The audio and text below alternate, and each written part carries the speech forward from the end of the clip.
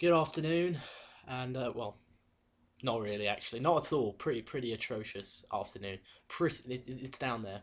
It's down there. It's a pretty bad afternoon. Um, Welcome to the MU review of Manchester United's 2-0 defeat at Anfield in the Europa League. And you know what? First things first, before we get started, here's to Michael Carrick.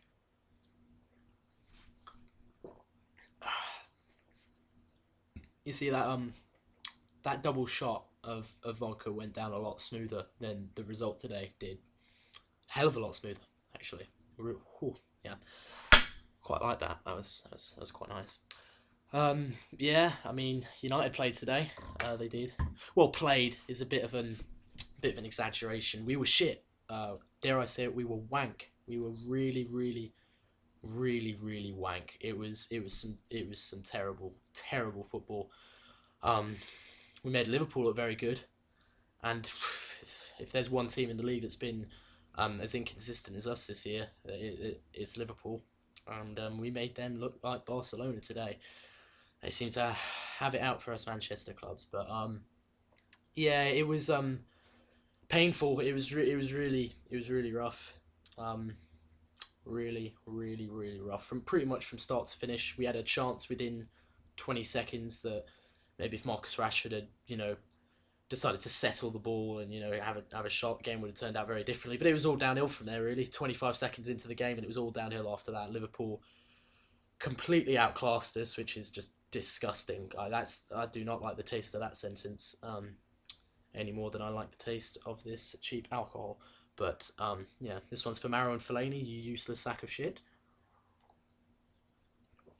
Oh, and yeah.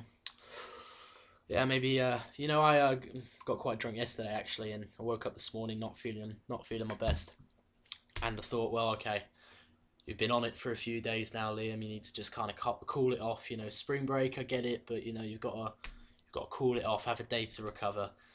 But I mean, what am I to do when that happens? Well, where else am I going to turn? Therapy? This is cheaper, more effective. What do I need therapy for? It's why I've got my wonderful YouTube channel, so I can bitch to the masses of the internet, all the masses that watch me. I feel like most people would actually get more enjoyment out of watching my videos than watching Man United games, especially Man United fans. Fans of other teams, I'm sure, love it. It's very entertaining. Watching us lose horrendously. There's two on the bounce now. And I mean, what is there to say about the game? I'm not sure if you can tell, but I'm trying to not talk about it.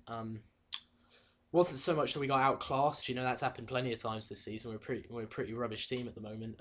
It was the fact that we got outfought that really rankles me, because this is the biggest game of the season every time we play it, and it seems like every time I say something positive about this Manchester United team, they go around and go out of their way to fuck it up. Case in point, beginning of the season, me saying, oh, well, we're not doing great going forward, but, defensively, we're really solid. Then we started conceding goals. And I said, oh, well, now we're conceding goals. Well, at least we're playing with a bit more freedom. That's out the window now as well. And then recently, I've been noted as saying that, what we've had our troubles against the smaller teams, but we always get up for the big games, 2 wins over Liverpool this season, beat Arsenal, we get up for the big games, and sure as hell, they get up for the big games. They got up for the game today the way that I get up for my 9 a.m. on Monday mornings, which is very rarely. And when it does happen, you might as well have not gotten up really. This one's to Louis Van Gaal.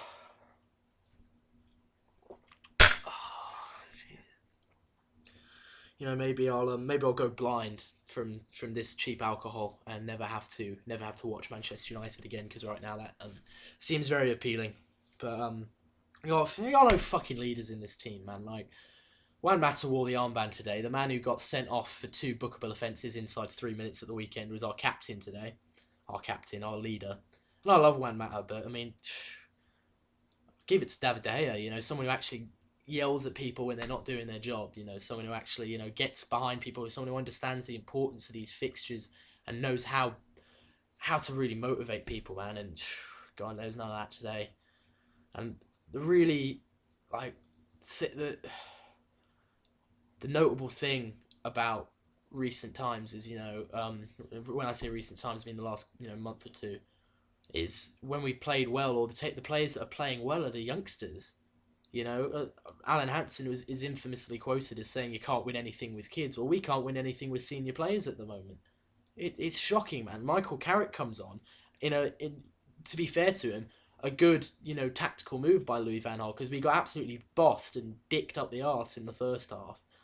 They were all over us. It was like 73% possession for Liverpool. We were just absolutely horrendous. And to be fair to him, when he went to 5 at the back, we got a lot more space. We controlled the ball a bit more. And for the first, sort of 10, 15 minutes of the second half, we should have scored. We should have gotten ourselves back in the game.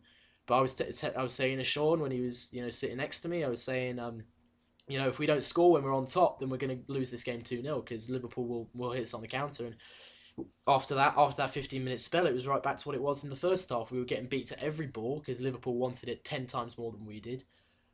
Their players were more up for it. Their crowd was right behind them, and we ended up gift wrapping the second goal, and it was Michael Carrick who gives it away. Our most senior player, the only man on the pitch who won the Champions League with Man United back in 2008.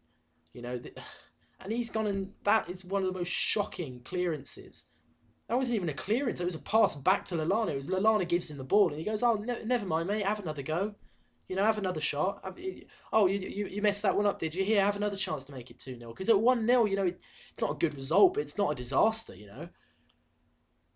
But 2-0, we're out. We're not going to go and beat Liverpool 3-0. We're not going to beat them 2-0. We're not going to beat them at all playing like that. And, this next week is going to be, season defining. And I've said it so many times, but this time it really is. I mean, it's the same situation we were in a couple of weeks ago, where we've got an FA Cup tie, which we're probably going to lose because West Ham are miles better than us at the moment. Then we've got another game against Liverpool, which we not only have to win, we have to absolutely hammer them. And on evidence of today, I'll be amazed if we even draw that game. We got to go and turn this one around. And then we've got the Manchester derby next Sunday. I mean, what are we going to do? Lose. That's what we're going to do. We're going to lose 3 times. We're going to be out of all the competitions. We're going to be out of the race for the top 4. And just bring on the Euros. Like, fuck this, man. And, I'm spoiled. I am. I've said this many times. I'm a Man United fan who grew up in the 2000s watching United play, My first memory of life is watching Ollie Solskjaer win us the treble, My first memory of anything was watching that. I've lived a blessed existence as far as being a football fan. But this is just dire, It's about watching players who aren't getting up for it, I thought Memphis was decent today. I thought Martial had a couple of good runs, but it's the senior players. It's the ones who expect to carry the team, not be, dead weight. Those are the ones that are, screwing us over. I mean, if it wasn't for David De Gea, it could have been embarrassing. It could have been 5-0. It could have been 3-0 up at half-time, Liverpool could have been. I mean, they got the penalty, which I thought, it was a foul, but I personally thought that the contact started outside of the box. And my understanding of the rule is that if you call it back for a foul, then it's where the contact started. And that's why I thought that was a bit harsh. De Gea is unlucky, too much pace on it, it's a good penalty. But from that moment on, Liverpool looked more likely to add to their, to the scoreline than we looked to get back into it. We had one half-decent chance in the whole game, and it was barely a half-decent chance. We didn't actually get a shot away from it. It was Martial in the second half when he got played through by Memphis. And like I said, Memphis has played well, I don't think it's his fault. I think it's players like Massa and, Schneiderlin and Fellaini. Fucking Fellaini. What the hell is he doing in a Man United shirt? Like, comes back from injury and, oh wait, he's still useless.